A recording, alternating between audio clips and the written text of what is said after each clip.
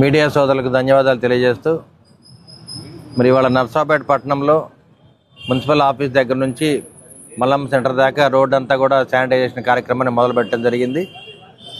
మరి ఎప్పుడు 6 నెలల నుంచి కూడా మరి శానిటరీ డ్రైవ్ వారోత్సవాలు జరుపుతున్నాము. దీనికి మరి మున్సిపల్ కమిషనర్ గారు, అదేవిధంగా మున్సిపల్ కాంట్రాక్టర్స్ కొట్టా కిరణ్ గారు, క్రాంతి కుమార్ గారు, అదేవిధంగా మాజీ మున్సిపల్ చైర్మన్ గారు సుబ్రాయ గుప్తా గారు, అదేవిధంగా కపిలేవ విజయ్ కుమార్ గారు, అదేవిధంగా మాజీ కౌన్సిలర్స్ అందరూ కూడా రావడం జరిగింది. ఈ కార్యక్రమాన్ని టీడీపీ, జనసేన, బీజేపీ ఆధ్వర్యంలో ఉమ్మడి ప్రణాళిక ద్వారా రోడ్డు శానిటైజేషన్ కార్యక్రమాన్ని, స్వచ్ఛ భారత్ కార్యక్రమాన్ని చేపట్టడం జరిగింది.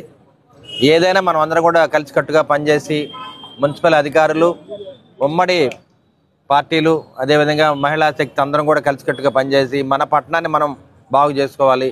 ఇటువంటి కార్యక్రమంలో రోడ్డు శుభ్రం చేయటం, కాలువలు శుభ్రం చేయటం, అదేవిధంగా మలేరియా రాకుండా దోమల మందు కొట్టడం, ఇవన్నీ కూడా చేస్తూ ఉన్నాము.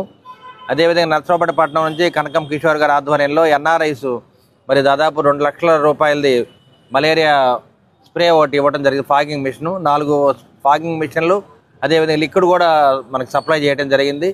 దీన్ని మున్సిపల్ అధికారులకి హ్యాండ్ ఓవర్ చేస్తున్నాము.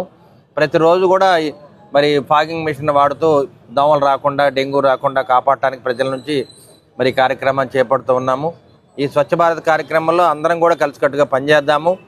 మన మున్సిపల్ శానిటరీ వర్కర్సే కాకుండా మనం కూడా కష్టపడి పనిచేద్దాం. ఎందుకంటే ఇది మన పట్టణం, మనం బాగుండాలి, మనం అందరూ ఆరోగ్యంగా ఉండాలి. కాబట్టి మున్సిపల్ శానిటరీ వర్కర్స్ బాగుండాలి, ప్రజలు బాగుండాలి. కాబట్టి ఈ కార్యక్రమాన్ని, స్వచ్ఛ భారత్ కార్యక్రమాన్ని ముందుకు తీసుకెళ్తున్నాము. మరి ఈ కార్యక్రమాన్ని మన పురపాలక శాఖ మంత్రి నారాయణ గారు ప్రవేశపెట్టారు. మరి దీనికి అండదండగా మన మున్సిపల్ కమిషనర్ గారు, ఎంఈ గారు, డిఈ గారు, శానిటరీ ఇన్స్పెక్టర్స్, వర్కర్స్ కూడా రావడం జరిగింది.